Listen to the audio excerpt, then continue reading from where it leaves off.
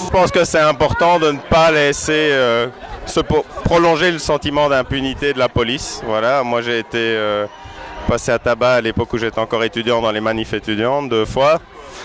Et les plaintes sont restées évidemment sans suite, malgré un oui témoin pour la première. Donc je suis bien placé pour savoir qu'il y a une impunité totale ou presque pour la police. Et j'ai l'impression que cette impunité-là a tendance à se renforcer. Commissaire, le commissaire, commissaire, le commissaire, commissaire, le commissaire, il sert à rien. Et je pense que tant que les policiers ne seront pas réellement sanctionnés, ils continueront, le sentiment d'impunité se développera. On l'a vu avec la gare du Midi, on le voit à peu près tous les jours à Bruxelles. Avec l'assassinat de Semira Adamou, c'était déjà la même chose. Donc tant qu'on laisse faire, ça ne fait que conforter le sentiment des policiers qui peuvent faire tout et n'importe quoi et que de toute façon ils seront protégés.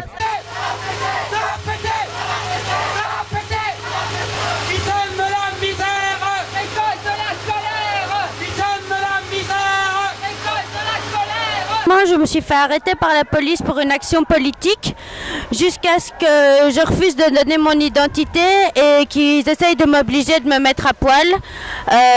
J'ai dû me rouler au sol et menacer de les attaquer en justice parce qu'il n'y a aucune raison qu'on déshabille les femmes pour des actions politiques. Je ne suis pas d'accord avec ce monde policier, je ne suis pas d'accord avec cette répression, je ne suis pas d'accord qu'on arrête les gens, qu'on mette les filles à poil.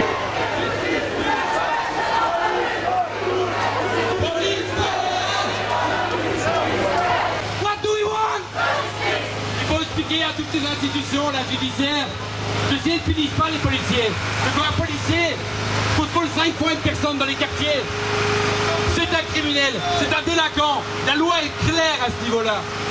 Quand un policier utilise la violence alors qu'il n'a pas le droit, c'est un délinquant.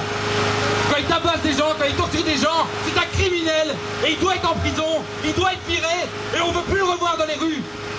J'ai fait partie des militants antifascistes qui s'étaient fait attraper au métro Trône, et malgré le fait par exemple que l'ensemble, il y avait 3-4 caméras de télévision qui étaient occupées de filmer une manifestation occupée de se faire réprimer par même tabasser par la police.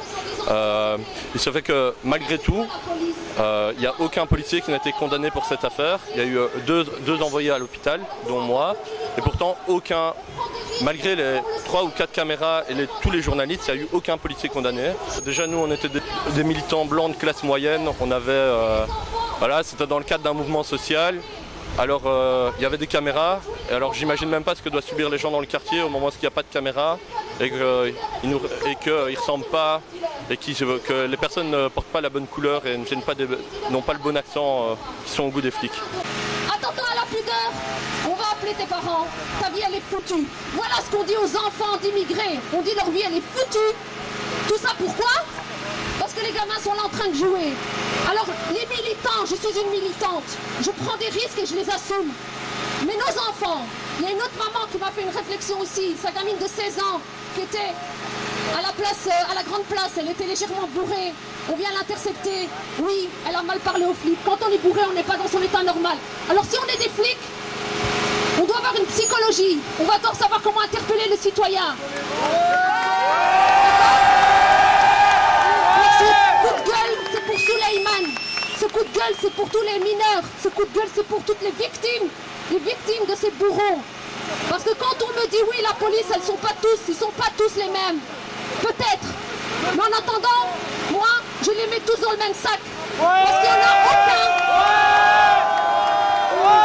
Parce que quand il y en a un mauvais, il n'y a personne pour le dénoncer. Et je veux que vous sachiez une chose.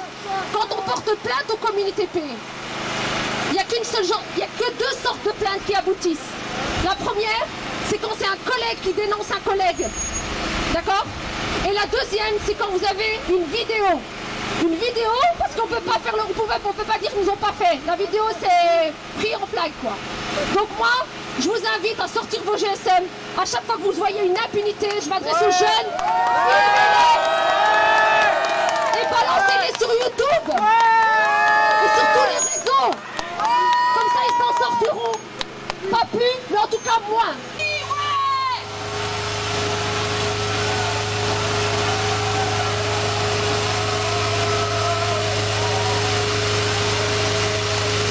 Police partout! Justice nulle part! Police partout! Justice nulle part! Police partout! Justice nulle part! La jeunesse est dans la rue! Elliot est foutu! La jeunesse est dans la rue! Bill Gates est foutu! La jeunesse est dans la rue! Bill Gates est foutu! La jeunesse est dans la rue! Résistance internationale contre les violences du capital! Police fédérale! Milice du capital! Police fédérale! Milice du capital! Cette société-là, on n'en veut pas! Les vieux dans